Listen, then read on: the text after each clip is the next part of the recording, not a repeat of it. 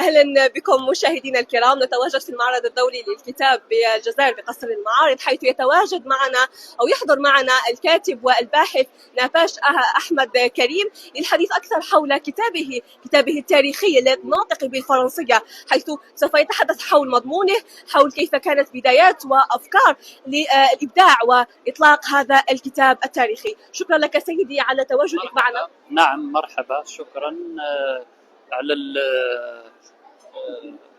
يعني اللي جيتوا وقفتوا معنا هنا في هذا المعرض اللي رانا نشاركوا فيه بعدد من المونوغرافيات ذات طابع تاريخي، اللي هي في الحقيقة تروي تراث مدن الفحص العاصمي، يعني بصفة عامة هي ضاحية الجزائر. سلطنا الضوء بمجموعة من المونوغرافيات كما راكم تشوفوا، يعني تقريبا 9 مونوغرافيات، كل مونوغرافيات تتكلم على منطقة معينة، يعني بلديات.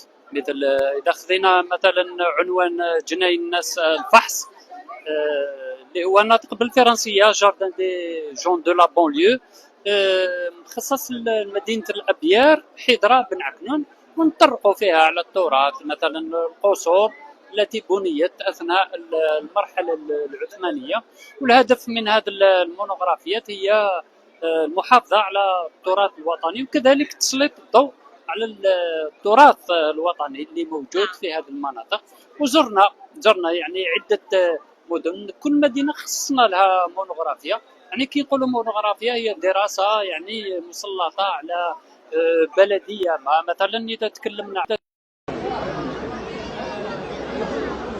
يحمل عنوان فيلاج رولي دو ليبوك اوتومان، يعني هذه مدن تتابع تاع وقت الحقبة العثمانية، وتكلمنا على هذيك المدن اللي موجودة، يعني مثل مدينة بير خادم، بير موندرايس، بير توتو، كلها تبدأ بكلمة بئر. يعني نسلطوا الضوء على التاريخ تاعها، التراث، أصل التسمية. مثلا بئر الخادم كلمة مستوحاة من أنه يعني في زمن العثمانيين كانت واحد المرأة يقولوا لها الخادم، هي ذات بشرة سوداء، كانت في هذيك المنطقة تروي المارة بالماء، وخذت المدينة التسمية تاعها. إذا قلنا يعني بحثنا على كلمة الخادم بالنسبة للذكر نقولوا خديم، هو عكس الخادم. وهذه خادم يعني كلمة جاية من الأمازيغية. بالأمازيغية يقولوا ستي تكليت معناتها لا الخادم.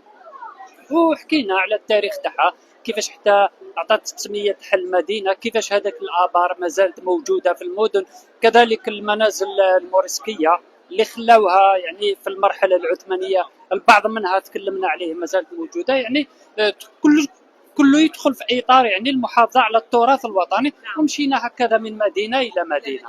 نعم، المحافظة على التاريخ الوطني بالحديث عن مختلف القصص التي تجوب مدننا الجزائرية، من البيار، من المدنية، من مختلف المدن في مختلف ولاياتنا بالجزائر. نعم، الباحث والكاتب نافاش غاص من خلال كتبه التاريخية حول تاريخ مدننا الجزائرية، وهذا ما نعتز به، خاصة أن هناك توافد كبير مشاهدينا، وخصوصا في الأيام الأخيرة للمعرض الدولي للكتاب بالجزائر حول مختلف الكتب، من أبرزها كتب الكاتب نافاش، الكتب التاريخية الناطقة باللغة الفرنسية. شكرا لك سيدي على تواجدك معنا وعلى هذه المعلومات التي أوفيتنا بها حول كتابك وحول هذا التواجد الجميل في جناح صوت الكتب الذي يحتفي بكاتبه الكاتب والباحث نافاش كريم أحمد. شكرا لكم مشاهدينا لتواجدكم معنا كنا معكم من معرض الدولي للكتاب بالجزائر قصر المعارض.